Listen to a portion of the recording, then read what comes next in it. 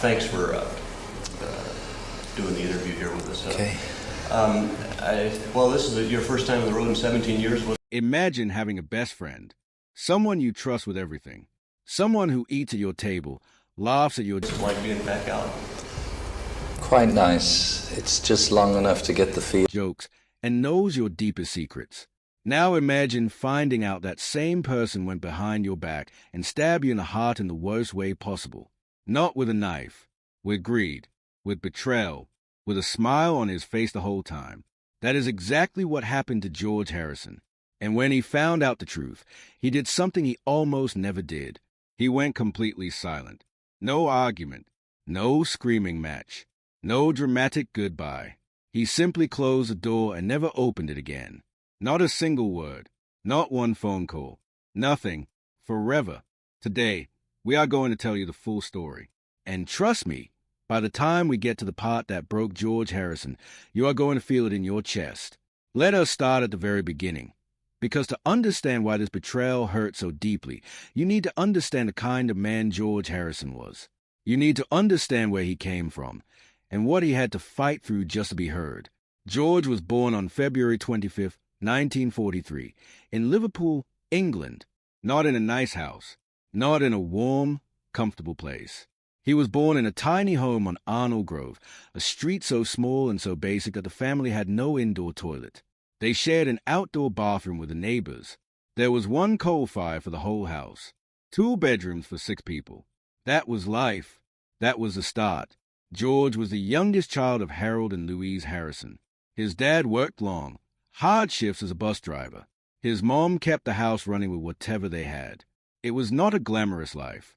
It was a life about survival, about making things work, about not asking for too much because you already knew the answer would be no.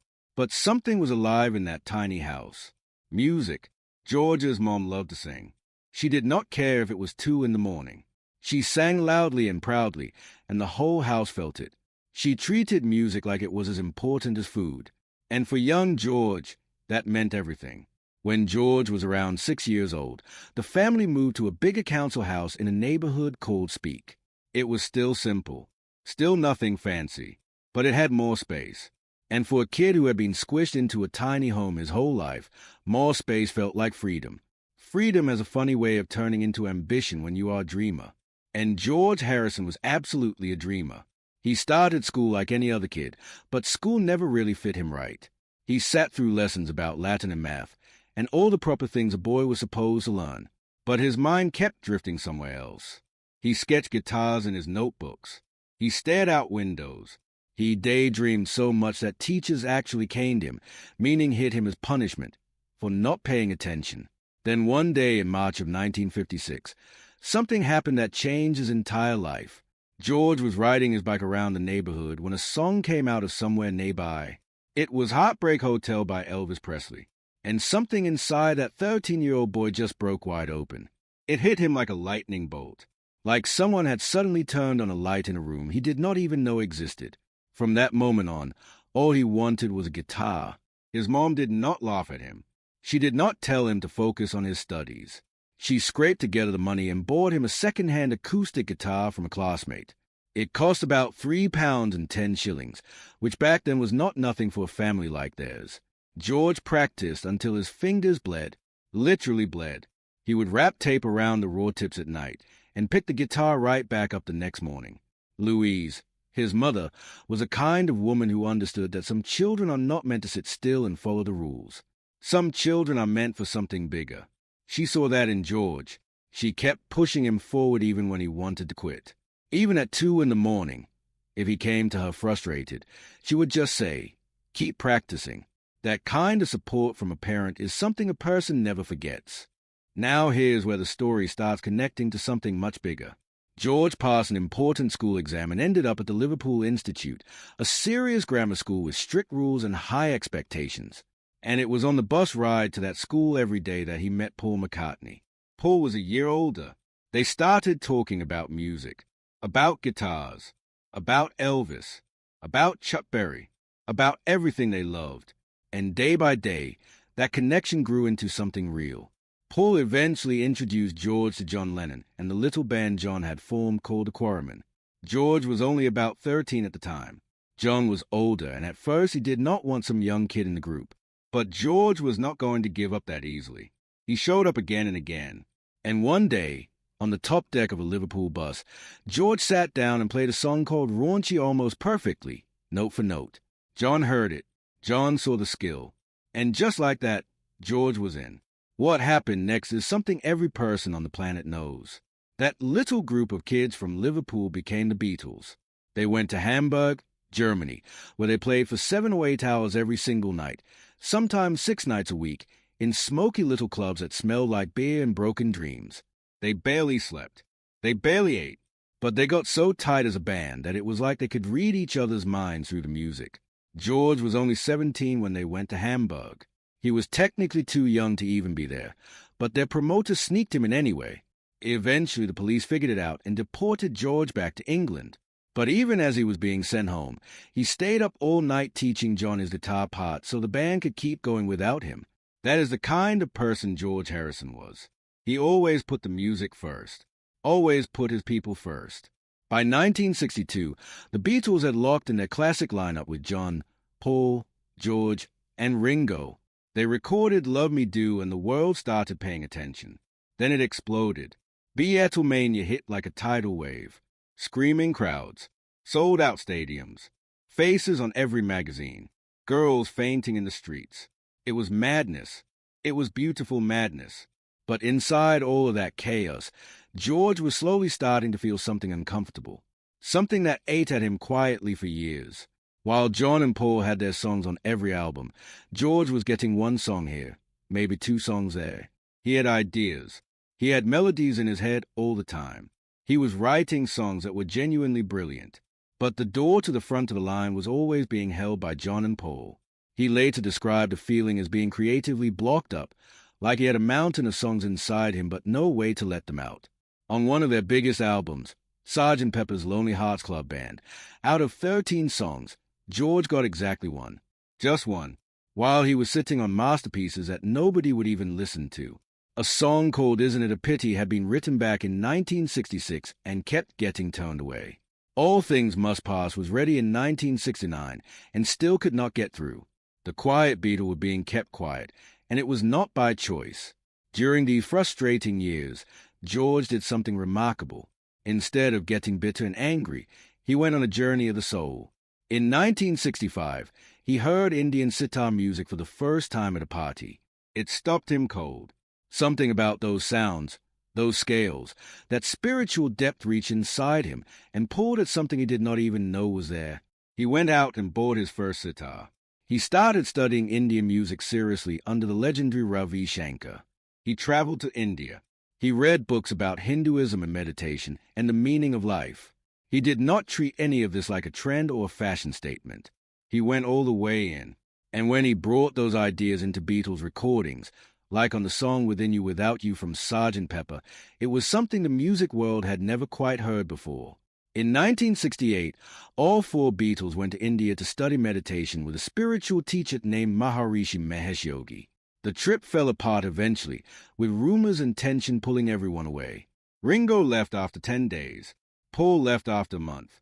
John left angry. But George stayed the longest, because this was not just a vacation for him. This was real.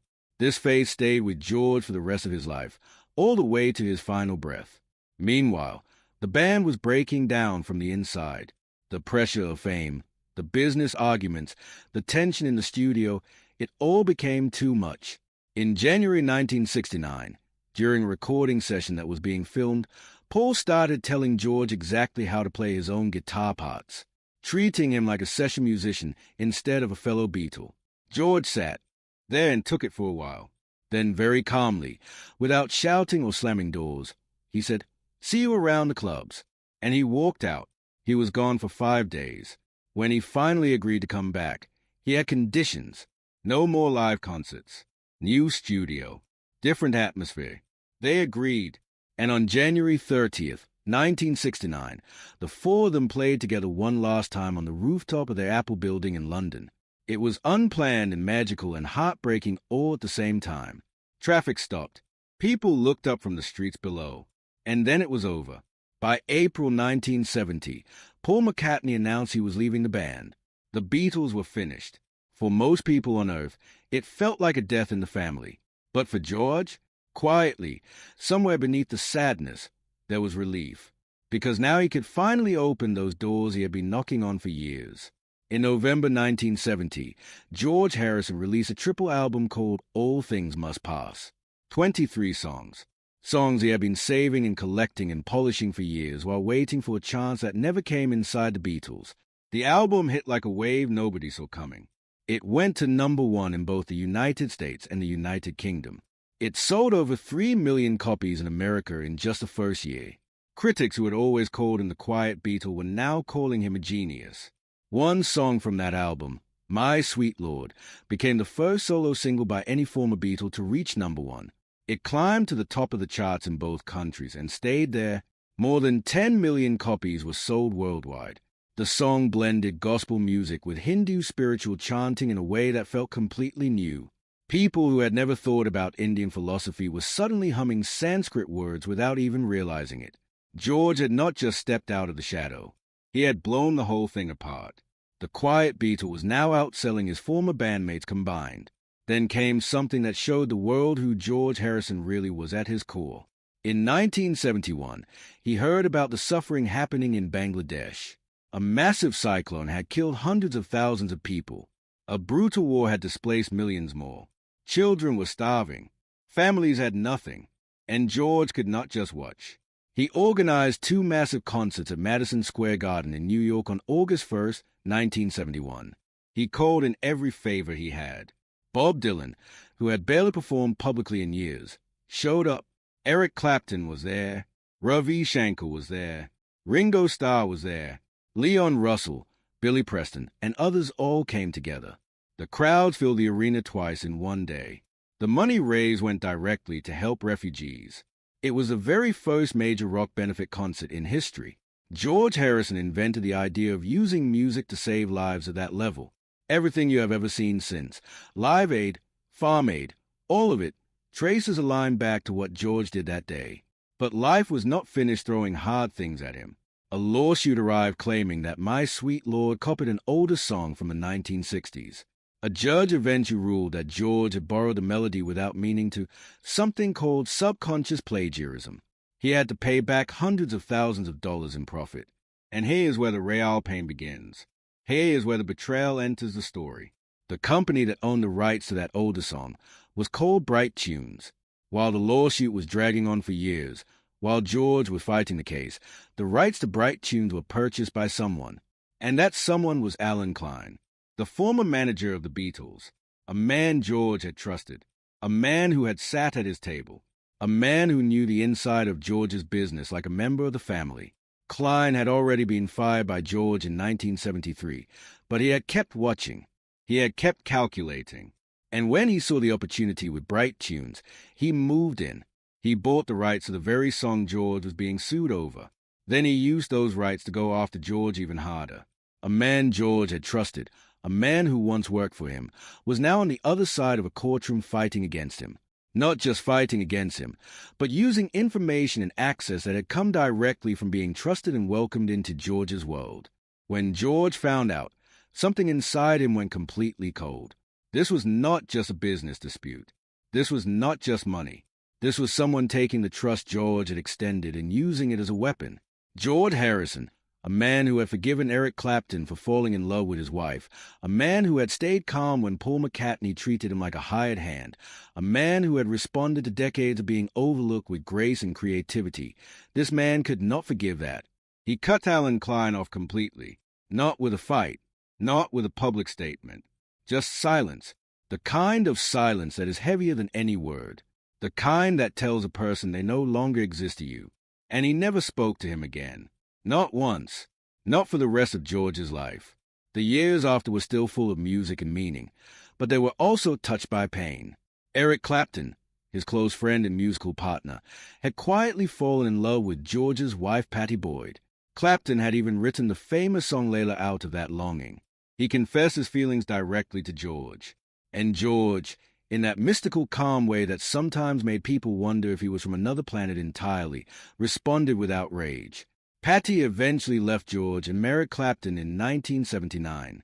George said publicly that if she was happier with Clapton, then that was all right. Privately, it hurt deeply, but the friendship between George and Eric somehow survived, bending instead of breaking. Then came the night in December 1999 that nobody who loves George Harrison can think about without feeling their stomach drop. A mentally ill man broke into George's home in the middle of the night. He had a knife. He stabbed George more than 40 times. He punctured a lung. George's wife Olivia fought back with everything she had, hitting the attacker with a brass poker and a lamp until the police arrived. George survived after emergency surgery. He later said with a dark kind of humor that the man was not a very good burglar. But friends who knew him said that attack left something broken that surgery could not fix. He had already faced throat cancer back in 1997 and had fought it off. But in 2001, the cancer came back and spread to his lungs and then to his brain. He fought it quietly, the way he had done everything in his life, with dignity, without making noise. He sought treatment in New York and then in Los Angeles. And on November 29, 2001, George Harrison passed away at the age of 58, with his wife Olivia and his son Donnie by his side, along with his beloved friend Ravi Shankar. His ashes were scattered in the sacred rivers of India, the Ganges and the Yamuna, just as he had always wanted. Because of faith he had found as a young man in that smoky recording studio had never left him. 1 year later, on the same date, friends and fellow musicians gathered at the Royal Albert Hall in London for a concert in his honor. Eric Clapton organized it and performed. Paul McCartney was there. Ringo Starr was there. The night began with Sanskrit chanting and ended with a song called I'll See You in My Dreams. Clapton played While My Guitar Gently Weeps. McCartney played something on a ukulele. The whole night felt less like a memorial and more like a conversation with someone who had just stepped into the next room. George Harrison trusted very few people. He had been overlooked, sued, betrayed, stabbed, and slowly taken apart by illness. But he had also created music that moved millions of hearts. He had raised money that saved real lives. He had brought Indian spirituality into the mainstream of Western music. He had written love songs that Frank Sinatra called the greatest of their generation. He had proven, one slow, quiet step at a time, that you do not have to be the loudest person in the room to leave the deepest mark. The man who betrayed him tried to turn trust into profit, and George Harrison responded the only way he knew how, with total, permanent silence. Sometimes silence is the most powerful thing a person can say. If this story moved you the way we think it did, please hit that like button right now. It really does help more people find stories like this one. And if you want to keep hearing about the real lives behind the music and the fame, make sure you subscribe to this channel and ring that notification bell. We post new stories every week. Stories about the moments that shaped the people who shaped our world. Share this video with someone who loves music, someone who needs to hear a story about strength and betrayal and grace. And until next time, remember that the quietest people often carry the loudest stories.